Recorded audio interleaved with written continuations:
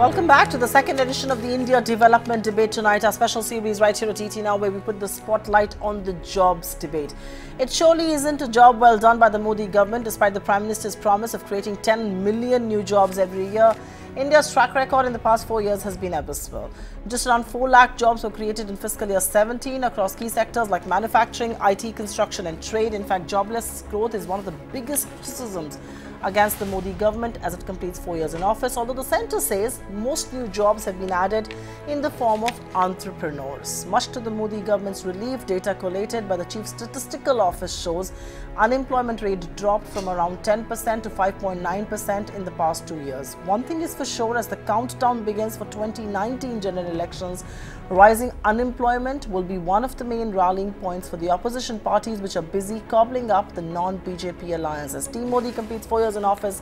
We look at the job scene in India on the special edition of the India Development Debate. Joining us on this edition of the debate tonight, Swaminathan Iyer, our consulting editor, Pradeep Bhargav, independent director and president Employer Federation of India. I've also got Hitesh Jain from the BJP and Sanjay Jha from the Congress.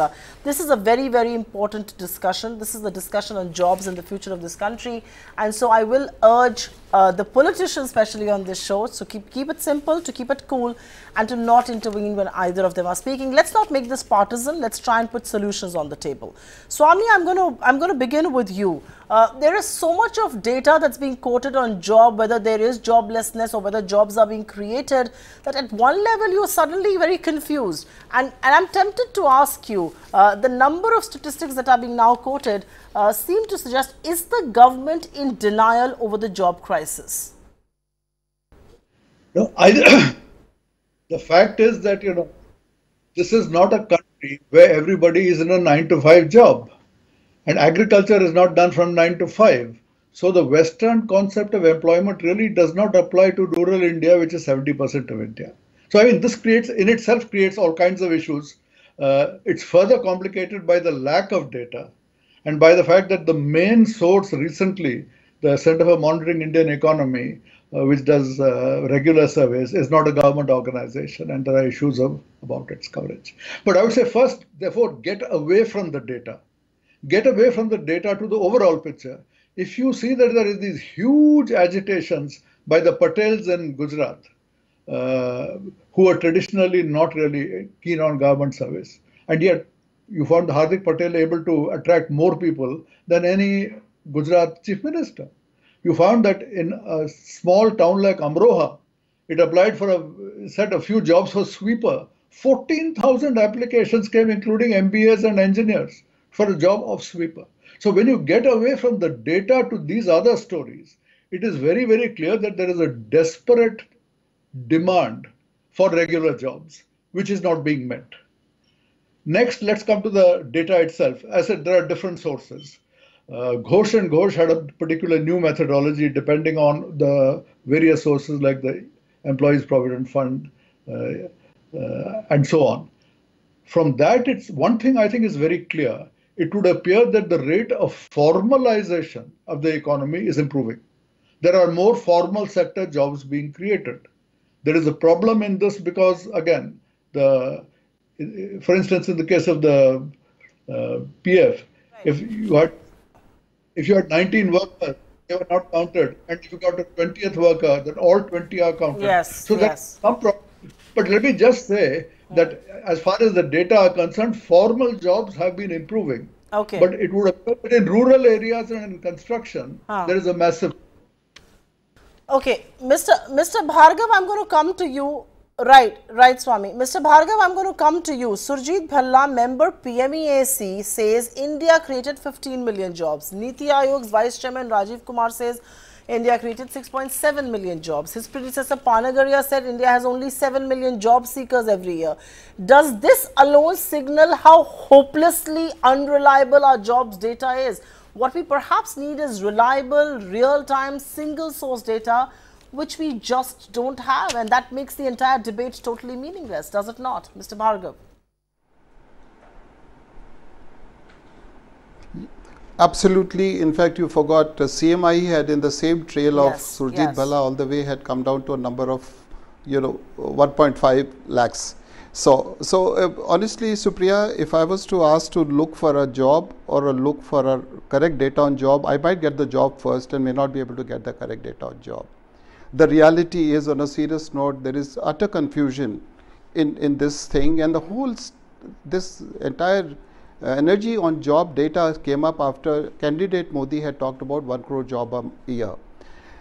I think there are lots of pundits, Niti Aayog, the academicians, the EPFO, everybody is working on it. Honestly, we in industry are also equally confused about what is the true story. But let me try and bring in a spin here. There is a job and there is a livelihood. There is a naukri and there is a rojgar. Now, if you want to convert every rojgar into a job, we'll be failing in the real true spirit. A lot of people are having rojgar, they are having livelihood. Somebody who delivers you pizza, somebody who sort of runs a small, small vehicle outside a factory moving around, or a grocery store, wo bhi naukri they have a job to do. They don't have a job. So I think when we look at data, we must look at it holistically. In my understanding, as we see around, when you look for skilled people in industry, we don't find enough, and that's a separate discussion. But to your point, Supriya, yes, there is a confusion, but I, as industry, am telling you very clearly that in the last 12 to 18 months, we have started seeing the green shoot. In fact, not only green shoot, we're seeing they're shooting up.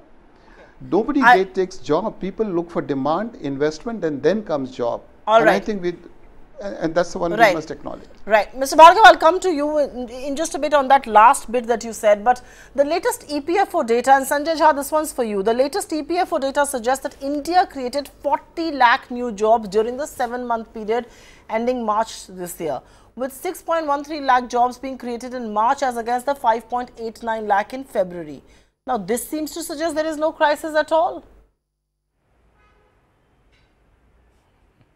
Well, Supriya, the government is welcome to live in a fool's paradise. That is a fundamental right of every citizen and of every institution, including a political party. What is the reality? The reality is, and I'll answer the question to you on the EPFO data, but the demographic dividend which was being touted by us in Davos and multiple symposiums all over the world for the last couple of years is turned out to be a mirage. And it's become now, frankly speaking, a huge political liability with social consequences, because the last thing on earth you want is the young of India having nothing to do. And the problem is actually threefold. The young today, many of them are uneducated, many of them are unemployed, and third, many are unemployable. Now, I'll tell you what has aggravated the situation. As somebody rightly mentioned, I think Mr. Bhargava clearly mentioned that, if you don't have huge private capital investment coming in, you are not going to create jobs. I mean, the government can only do so much, which is why you have a ridiculous situation. When 90,000 railway jobs were on offer, there were 25 million people who applied for the job, including engineers, MBAs and PhDs. And the Prime Minister made a statement that even pakoda should be counted as part of the job market. And somebody else from the BJP said, start a pan shop. The third person said, start selling milk. Now, these are, I think, making a travesty of a very serious economic crisis. I want to make one point on the EPFO data, and I'll tell you why the Ghosh and Ghosh report is hugely suspect and we need to challenge it. Number one, if you look at the data, whether they're saying 40 lakhs or 7 million, what is the truth? The stock of EPFO people on the payroll is 919 lakhs. So what they are telling you is that from independence 1947 till today, the total number of employed people in India is 919 lakhs. And we are being told that despite demonetization and GST, 70 lakh were added in 1 year. So 70 lakh people in 1 year, 919 since independence, you can see how irrational the entire arithmetic is. And my last point. End of day, the CMIE, an independent data. No. I'm not getting involved with various data. Sanjay Jha, give me a minute. Sanjay Jha, give me a minute. Says, no. Sanjay Jha, give me a minute. You've raised an important point, and I want to take that point exactly to Hitesh Jain. And Hitesh, I wanted to come to you on a separate point, but because Sanjay Jha has alluded to it, if there was no job crisis in India, if there were enough and more jobs being created and available, the 70 lakhs that Ghosh and Ghosh report talks about and all of that, what explains the fact that there were 2 crore applications for less than 1 lakh jobs in Indian Railways, 26,000 of which were for loco pilots, engine drivers? I mean, what explains this plethora of applications that come in? Swami made a reference to it earlier. In Amroha, for a sweeper's job, you had MBAs and engineers applying. So if there is no lack of jobs, what explains these applications?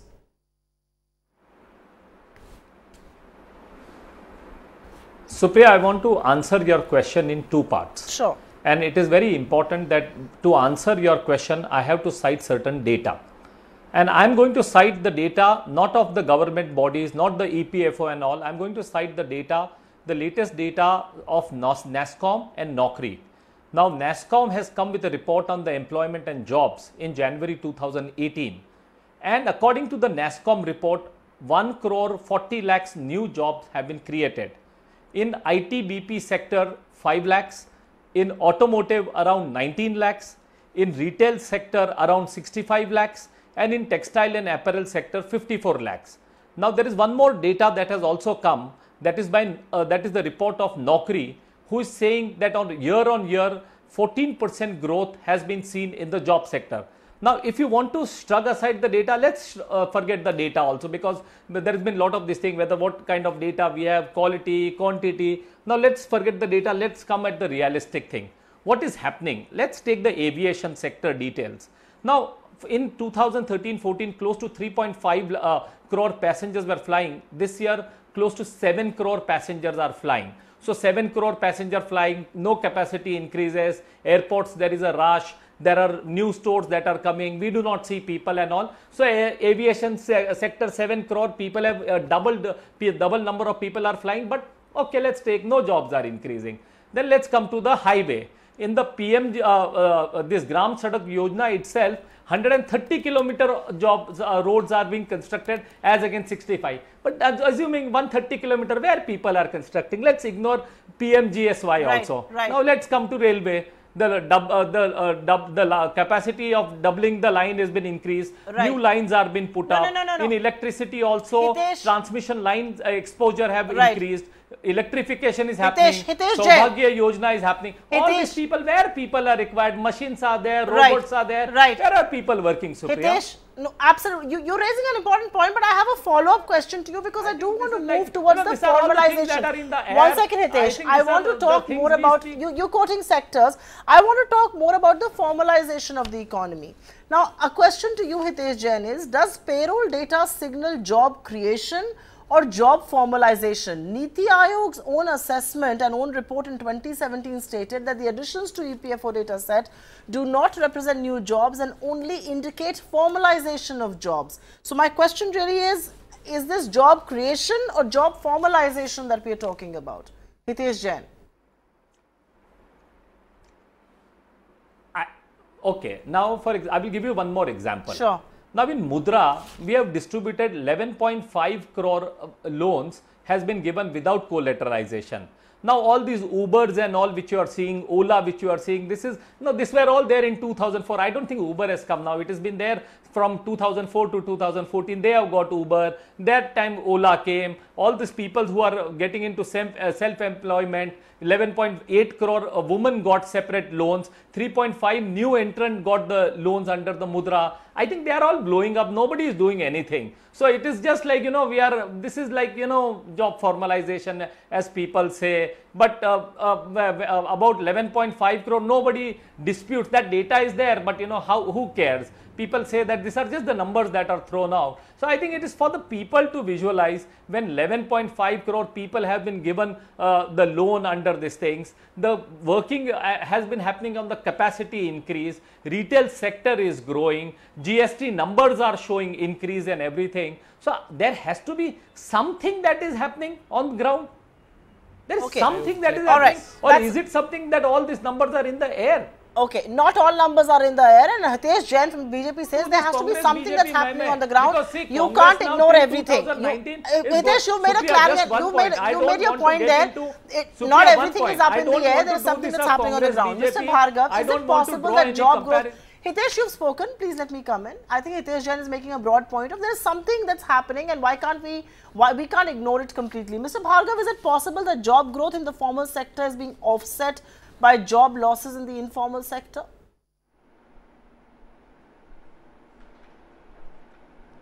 Part of what is happening is formalization of jobs is true, but majority is more jobs are getting created. I give you my own experience from industry. Till 3 years back, we were not making investment, not creating jobs simply because we had excess capacity. In the last 12 to 18 months, we are not only creating capacity, we are pushing our vendors to create capacity. And Supriya, all that means new job. The point that Hitesh sir made was that there is a new activity level. Yes, some is getting formalized. It is true, some sectors are getting formal, and I'm glad they're getting formal, because the informal, unorganized sector, and I'll come to it if time permits, is something we need to be shy of, be worried about, because there's a whole lot of abuse that goes on. Yes, there is. We are seeing very clearly in virtually. He talked about railways. He talked about construction, road construction. I'm in the business. I'm on the board of companies which are in this sector, and we are seeing huge demand. Of course, since he mentioned, the only thing I do want to mention, not part of it, in defense we haven't seen it, but in every other sector where government is a major consumer, we are seeing growth, we are seeing demand, and hence we are creating jobs not only in-house but with our vendors and the tertiary sector. It is happening more than just conversion. Okay. Swami, I want to come to you on this whole formalization debate. Given the steps taken by this government towards financialization and perhaps formalization of the economy, is it fair to conclude that there are profound structural shifts taking place in the composition of the labor force? There are enormous structural shifts. And the one that people have mentioned till now is what appears to be a precipitous fall in female participation. If you believe the CMI data, the participation of women has come down to just 12% to 16%. I mean, this is like the lowest in the whole world. So low that Sujit Balla says that on this ground, I don't believe it at all. Be that as it may, even if you go by the NSSO data between 2004 and 2011, labor participation in the 15 to 65 came down from 37% to 27%. That kind of drop translates into something between 40 and 60 million withdrawing from the workforce. And if you go by the CMI data, more than 100 million women withdrawing from the workforce. So when people say there is no job creation, there is jobless growth. A different way of looking at it is that this is workerless growth. When workers are withdrawing from the workforce in such huge numbers, it appears that jobs are not being created. But the fact is, because the workers are not there, the amount of distress in the economy is in fact not there. Real wages have been rising. Real wages for casual labor have been rising. And that is one reason I would say is that the BJP has managed to win a large number of elections in this era when there's supposed to be hardly any job creation if you look at some of the other data. So yes, the structure has changed. The biggest change I would say is female, and on this something drastic needs to be done. You find that if you look at the North India, the Gangetic Plain tends to have the worst female participation. And I'm afraid that I think echoes to some extent the kind of trends you see in the Middle East. The Middle East historically has had the lowest female labor participation rates in the whole world. Right. And there was this Muslim conquest, and the rates in India of female part are they much higher in the hill states or in the forest states like that. So I said this is an important part. Right. So I said there is an issue of workerless growth by withdrawal of female force, and this is very disturbing that we are going down even as the Middle East is improving. But you know, I have a very quick question for Hitesh, for actually Sanjay Jha. And Sanjay Jha, you know, Manish Sabarwal, another very important commentator on jobs assessment he says India's problem is not jobs but wages and productivity. Swami spoke about how casual labor and, you know, wages are going higher there. But the economic survey of 2018 indicated that 90% of all employees in the formal sector earn less than 15,000 a month. So is it a job problem or is it a wage problem then? Supriya, let me tell you that, you know, we can choose to be blinded, we can choose to be blindsided or in denial. But the impact of demonetization and GST, especially the informal sector, has not been statistically captured because it's a tough ask. And you know, we always tend to kind of extrapolate or try and make our own predictive assessment of what that means. But I'll give you one data which will tell you how serious that problem is. Now, we all know that the majority of jobs are created in the MSME sector. Now look at the reverse migration that happened after GST and demonetization. The Manrega demand shot up. In fact, this government is defaulted on even paying the Manrega kind of bills. What is when Manrega demand goes up, it means people are leaving cities and urban areas and going back to the villages because they need to find an alternative sense of employment. Now, you know, the BJP keeps on talking about Mudra. Let me tell you why this is another googly. What is Mudra? Mudra is basically an old scheme already in existence, repackaged by them as Mudra. It's a refinancing scheme. All right. Now, look at the average Mudra loan.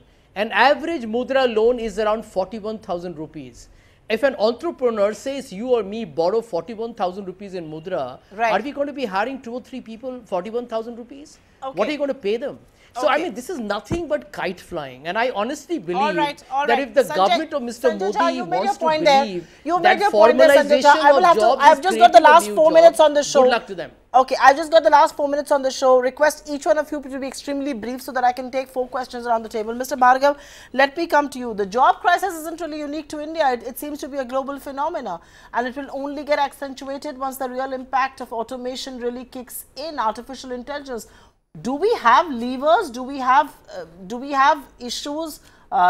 Any possible levers to address this issue?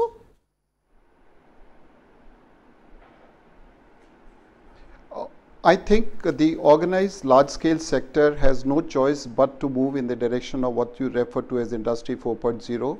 We got to be doing it, and those organizations will continue. Yes, there will be job losses of some type. There will be job creation other type. That's a global trend. I don't think we should be wasting. However, MSME sector, to which Sanjay referred to, is one where capital is, their more premium is on people, and and they don't want to pay so much in capital. Those are the areas where I still believe, Supriya, we have an opportunity to buck the trend and actually get into an employment.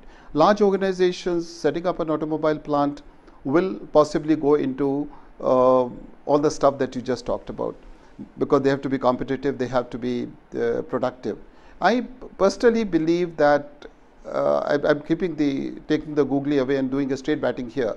I think jobs are being created, different types of jobs are being created. In fact, we actually are seeing in industry a pretty good revival mode, and we do believe that things, whether it reaches 1 crore or not, it is difficult to predict with the international dimensions of technology.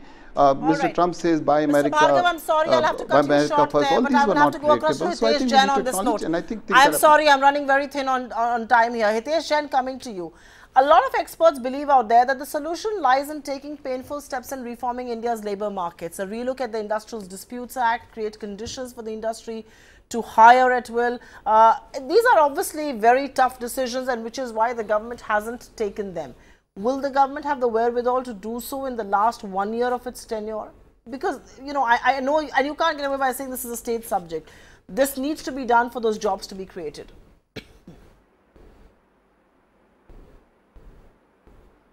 Supriya, I think this is the government who is not afraid of taking bold steps and addressing structural reforms. For example, this bankruptcy code, GST, if you will see the transaction about the Bhushan Steel and Tata Steel coming, the Tatas coming ahead and concluding the deal at 32,000 crore. You look at the cement, you look at the steel industry, everyone in the industry is talking about the revival of steel industry. And also look at now the new thing which is the developing. I myself am a lawyer. If you look at all the major cities of India, the number of law firms that have come, the number of law firms that are being employed. If you look into the healthcare sectors, if you will look at every other sector, there are new sectors that have been created. The core sector is showing growth. Okay. The question is on labour laws. Can you rework labour laws is the big question. Core sector, and that is without any, there has to be some story over there. Swami, I'll let you have the last word on this debate. Hitesh Jain obviously skirted the issue, and I'm not blaming him. I don't think the Congress has a big narrative on jobs either, so they can't walk away with any credit there. And the BJP has failed to create the jobs that they had promised. But job creation will require tougher labour laws. Do you believe the political class can take some of those tough, politically unpalatable decisions? I think on this area, as in many other areas, Modi has been an incrementalist and will continue to be an incrementalist. I do not imagine anything radical is going to happen. And I think this is especially so because had unemployment, I mean, getting away from the data, had unemployment been a serious political issue, Modi would have fared much worse in the recent elections. Now, in state after state, he has done reasonably well or very well. The UP election, he did very well. Not so, and he did somewhat better in Karnataka, the Northeast.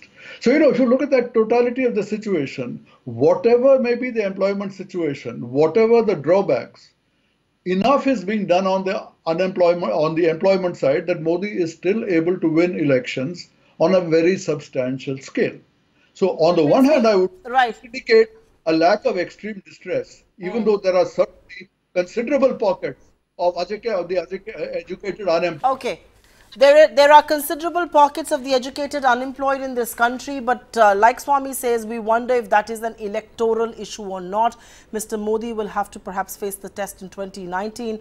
But the jury is really out as far as the jobs debate and the 4-year report card of this government is concerned. They haven't lived up to the promise. But one also wonders, is there a counter narrative that the Congress can produce on creating more jobs? Thanks very much for being with us on this edition of the India Development Debate. We take a breather. Up next is Top 10 10.